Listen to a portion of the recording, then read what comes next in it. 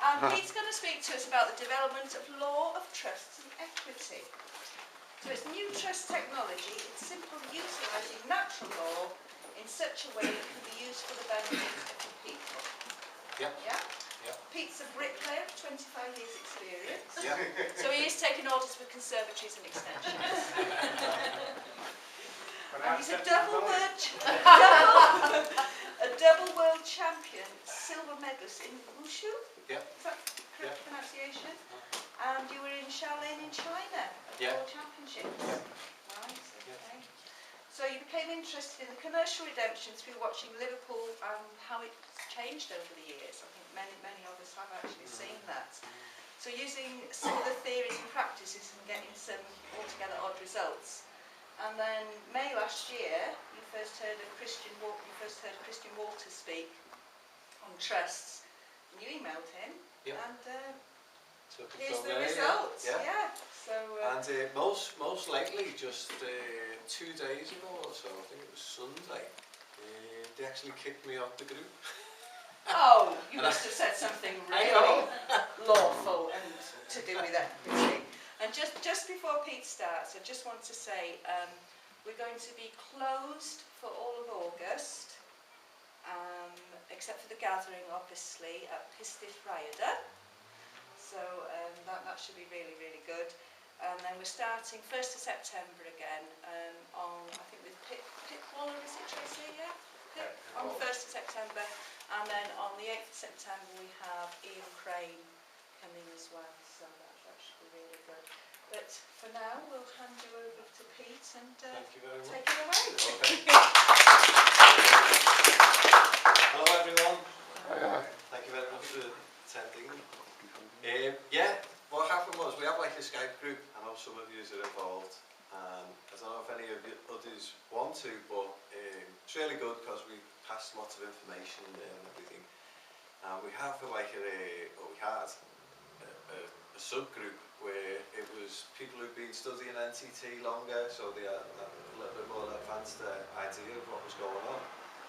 But I was running some of the other groups as well, which I've been doing for a long time, and one of them was named the Off-Topic channel, or text chat, whatever.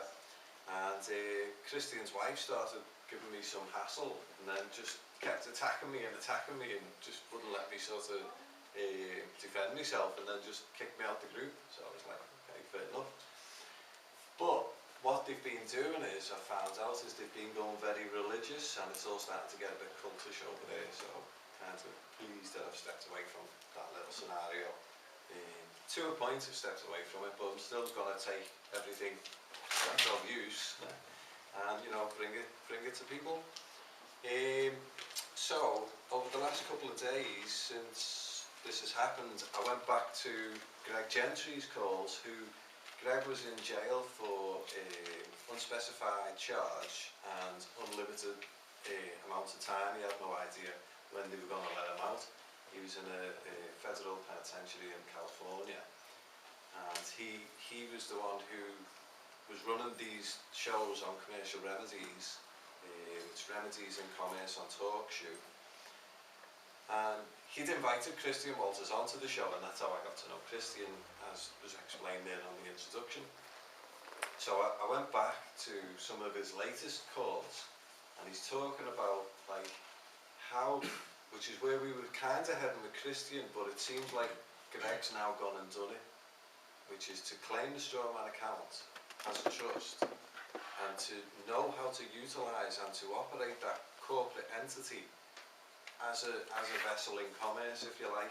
So you've now become the government of a state entity, and it's known. So actually, like, the trust and equity side is now being superseded by the guy who was first teaching me. He's now explaining how to organise yourself as like a man utilising this vehicle in commerce. You quite up on the strawman side of things, no? Yeah. A little? Okay, for the benefit of those who don't know. Okay, what's happened is that registration of birth, yeah, or even possibly before then, the mother's gone onto the dock to make an appointment to say that, you know, she's laden, which in commerce terms will be a bill of lading, and that she's going to be bringing an entity into the country, 1, 2, 3, you know, twins, triplets, whatever. So now you're going to have a registration book, which is going to take in an entry, which is your birth entry. So that goes in as a ledger in bookkeeping terms into the state's accounts as an asset to them. So now you're now being collected by United Kingdom, which is not England, it's not Wales, it's not Scotland, but it's an amalgamation of all three, or at least it's a claim of. So for it to be something that it isn't, it needs to be in a world where it can be recognised. Because when we look out the window, you know, we can see Wales, and you know, beautiful as it is, it's under the corporate umbrella of United Kingdom. Now, United Kingdom, you can actually get its credit rating as a company on DunandBradstreet.com. No, it's like Experian or someone, you type it in, United Kingdom, and it'll give you like some glassware company or something, but one of them is Alexander Place, I think it's called, and it is actually where, and the trade name was actually working under Alistair Darling. Diplomat, yeah, exactly.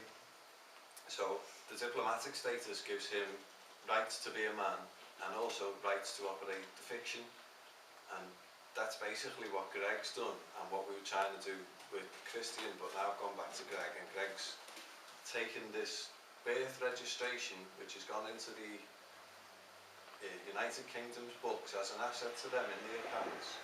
Because you have to remember, or if you don't know, then you can't remember.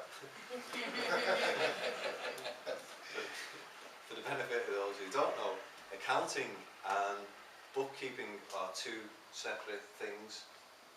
Usually, can everyone hear me okay? Yeah. Yeah, great. Yeah. Accounting is made up from the books, and generally we'll have a junior accountant who tends to the books. So if we had a junior accountant in here, he'd say, like, you know, you've got curtains, you've got wallpaper, you've got chairs, and they have the value of such and such individually, and then it's accrued in the accounts as being an overall worth. So that on a day-to-day basis, if we were doing like the stuff on the desks there, and as stuff was getting sold and new stuff was coming in, then the bookkeeper would be keeping tabs on the stuff to give to the accountant, so the accountant can then weigh up what everything's worth. So your name is going into the books, and then they take that asset, they take that name as an asset to the company, which is the United Kingdom, and it ups their share price for sale on the share markets.